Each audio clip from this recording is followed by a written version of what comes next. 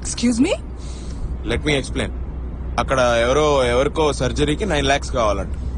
అంటే 9 lakhs ఉంటేనే అక్కడ పని జరుగుతుంది. నేను మా అంటే 1000-2000 ఇస్తా.